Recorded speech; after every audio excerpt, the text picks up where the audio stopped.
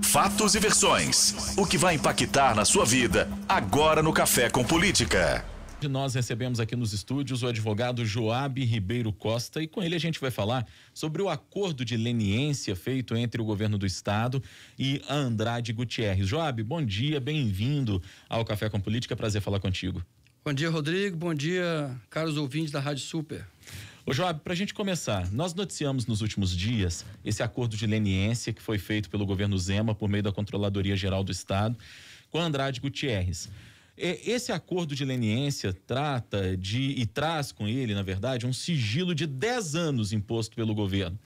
Primeiro, para que a gente possa explicar para o nosso ouvinte o que é o tal acordo de leniência. Rodrigo, o acordo de leniência, de uma maneira didática, é um acordo que aquele malfeitor que desvia dinheiro público, né?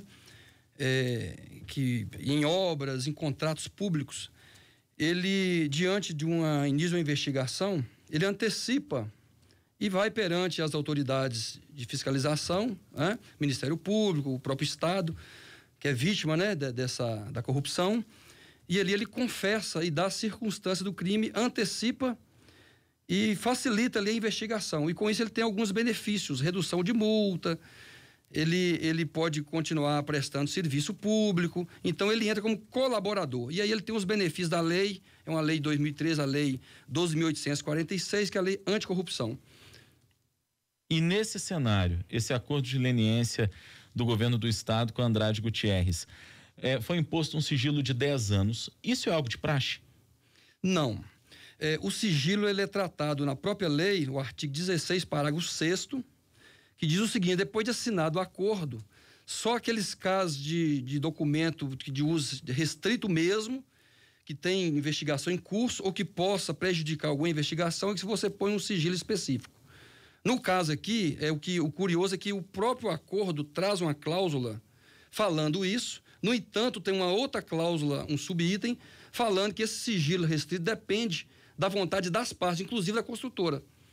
Ou seja, fica a cargo dela de acordar com o Estado a abertura. Se ela não quiser, não faz. Isso não tá na lei. Ela não pode ter essa prerrogativa. Então fica muito fácil. A própria construtora pode ter vontade de não expor isso à população mineira e fica por isso mesmo. Exatamente.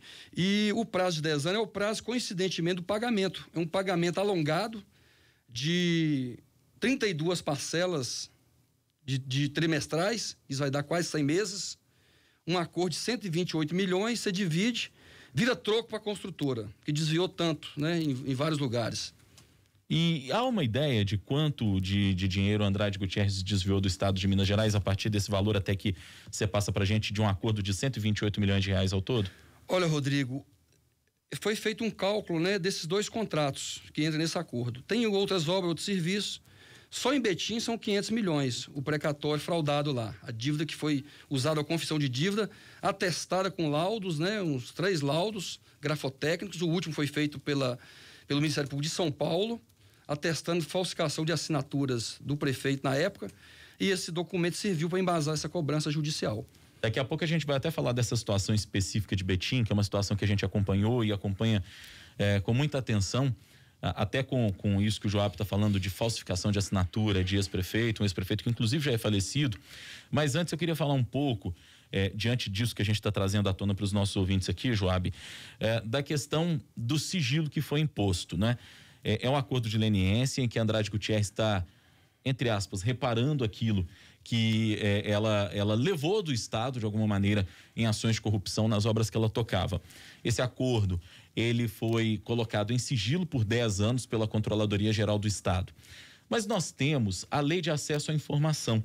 Recentemente, até a gente lembrou dos 10 anos da Lei de Acesso à Informação. Ela começou a ser praticada a partir de 2012, mas ela data do ano de 2011 ainda. A Lei de Acesso à Informação não deveria entrar numa questão como essa, quando a gente fala num acordo de leniência, entendendo que a transparência do serviço público, ela é uma premissa essencial. Correto, Rodrigo. A regra geral, pela Constituição, o princípio constitucional, é o interesse público que deve prevalecer e o princípio é a publicidade. E nessa questão da leniência, a publicidade ela tem que ser restrita, né? ela se restringe até a assinatura do acordo, está na lei de anticorrupção. O que não pode tolerar é que um acordo dessa natureza, com tantos crimes confessados e ilícitos, perdure por 10 anos. Isso fere o princípio constitucional da proporcionalidade, razoabilidade e o interesse público. Então, nós defendemos que esse acordo ele tem que ser revelado na assinatura, esses anexos. Os próprios acordos feitos à Lava Jato, a Odebrecht, outras construtoras, tem cláusula que diz o seguinte: o sigilo permanece até a propositura das cautelares, que é um momento estratégico para a investigação. Então, é um momento razoável, 6 meses, no máximo 1 ano.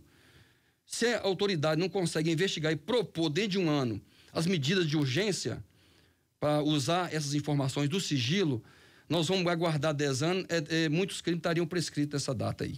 No caso de Betim, a gente vê e tem acompanhado, como eu disse, a situação que foi levantada pela atual administração municipal.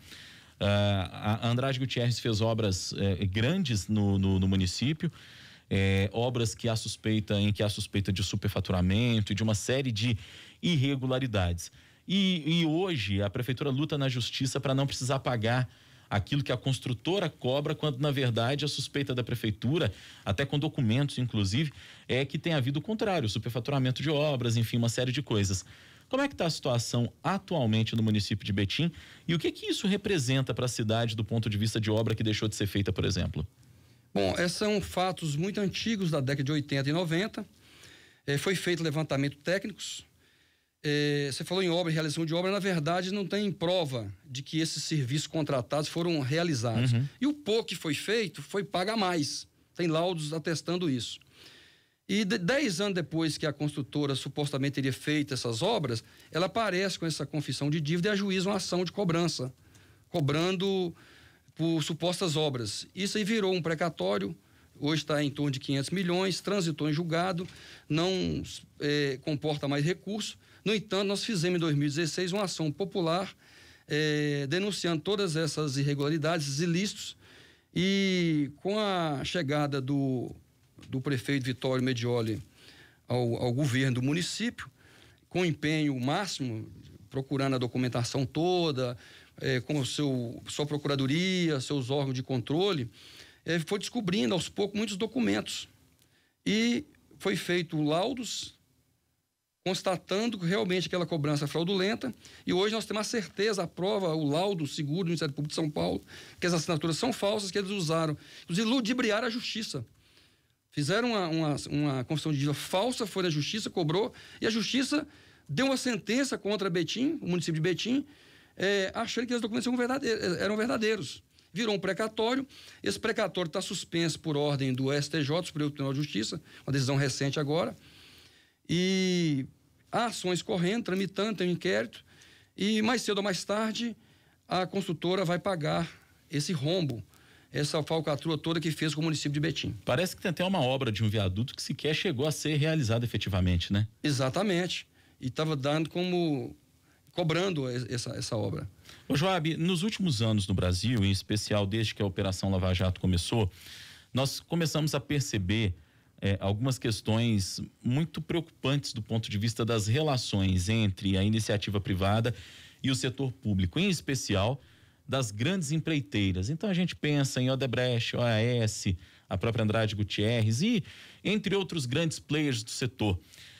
Nós temos ao mesmo tempo, e a gente falava nela agora há pouco, a Lei de Acesso à Informação, que pelo menos em tese deveria nos dar a garantia de mais transparência naquilo que é feito. E essas grandes construtoras, muitas vezes, elas tocam obras que são gigantescas, obras estruturais, estruturantes para o país.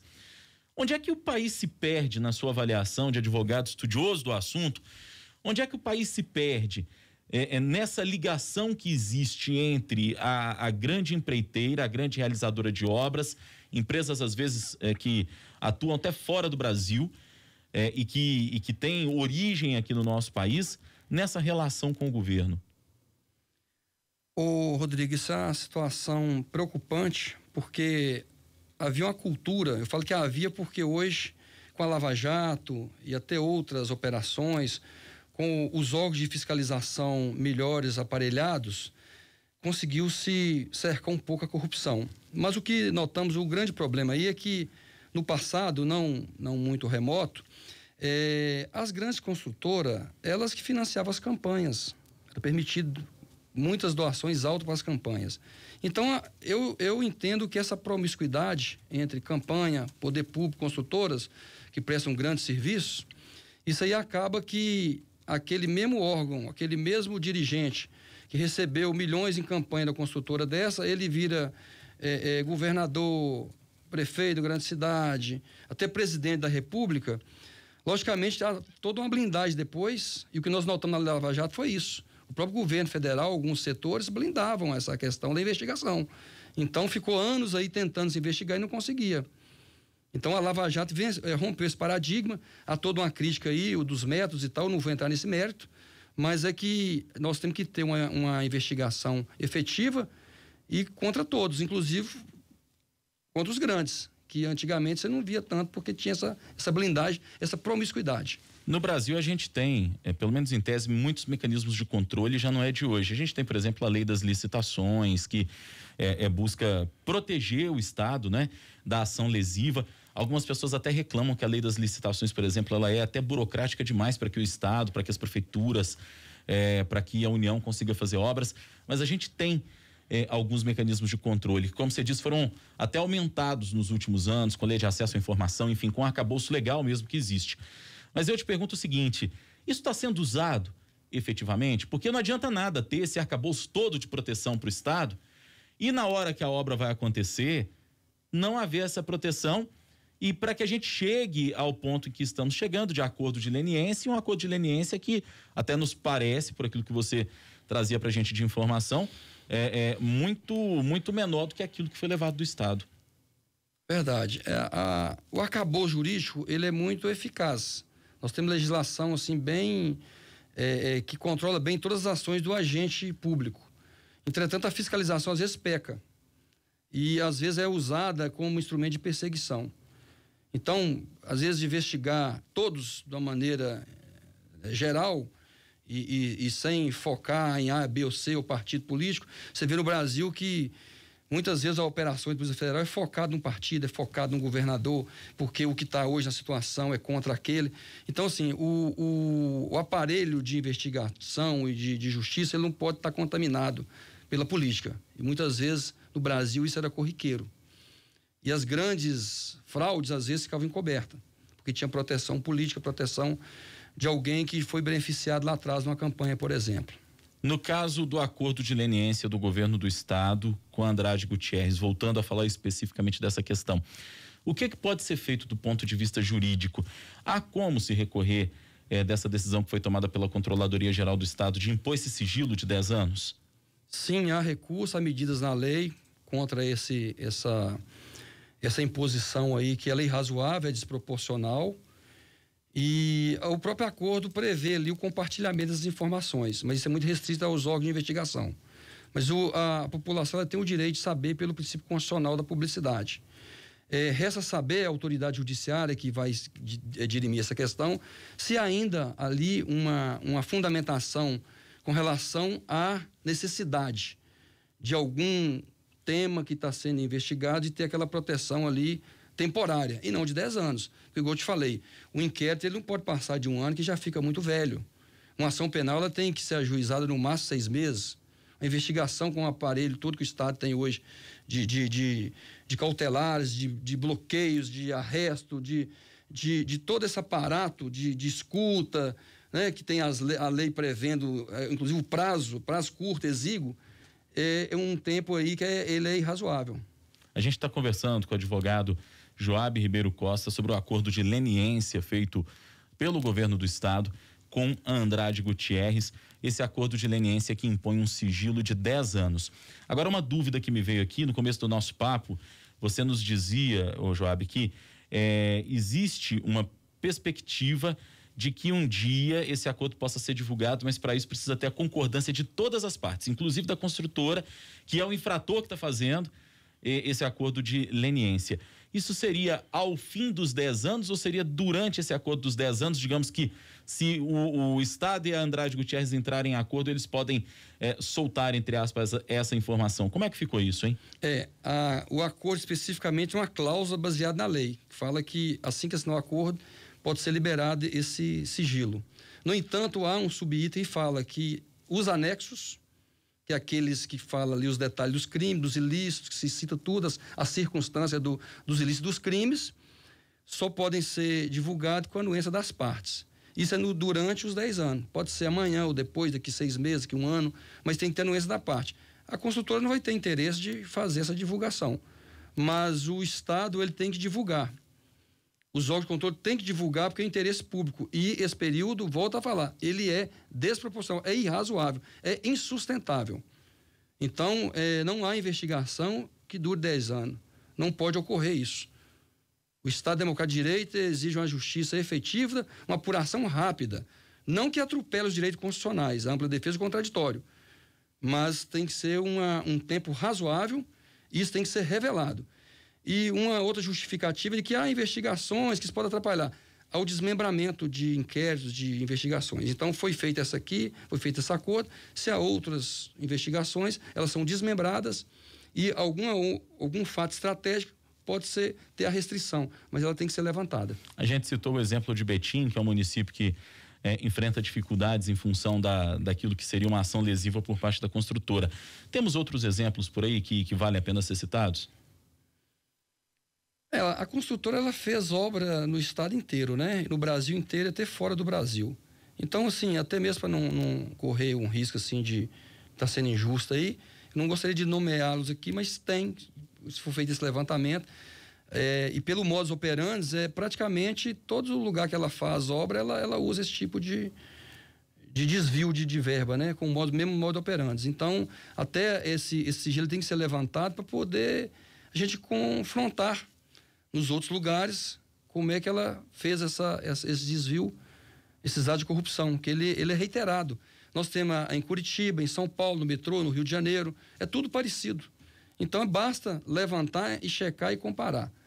Que vai ver que isso é uma conduta generalizada dela, da construtora, né, de outras construtoras também, que foram pegas na Lava Jato. E isso tem que ser reparado e da forma mais justa possível. O acordo do Estado ele foi um acordo rápido, entendemos que foi assim, um pouco assodado, poderia colocar mais fatos, outros fatos no acordo, fazer um acordo maior. Mais profundo, mais abrangente. Porque a própria lei anticorrupção fala que o colaborador ele tem que agir de boa fé. Ele não pode revelar conta-gota uma revelação estratégica seletiva. E nós entendemos que 2 contratos aqui em Minas, deixando Betim e outros fatos sem ser contemplados, foi uma estratégia 10 anos, ela já está aí operando, já vai vir uma grande obra aí que é do Rodoanel, ela pode participar. Então, a situação foi feita um pouco assodada, no nosso entendimento. Hora do bate-pronto. No Café com Política. Hora do bate-pronto. Joab, são perguntas objetivas, respostas objetivas, um ping-pong comigo aqui, combinado? Combinado. Para começar, o acordo de leniência do governo com Andrade Gutierrez.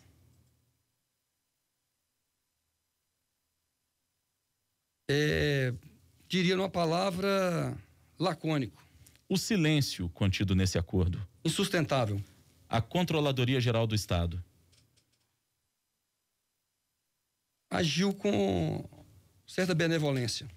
A transparência no serviço público. Prejudicada. A relação governos e empreiteiras. Preocupante. A lei de acesso à informação. Posta de lado.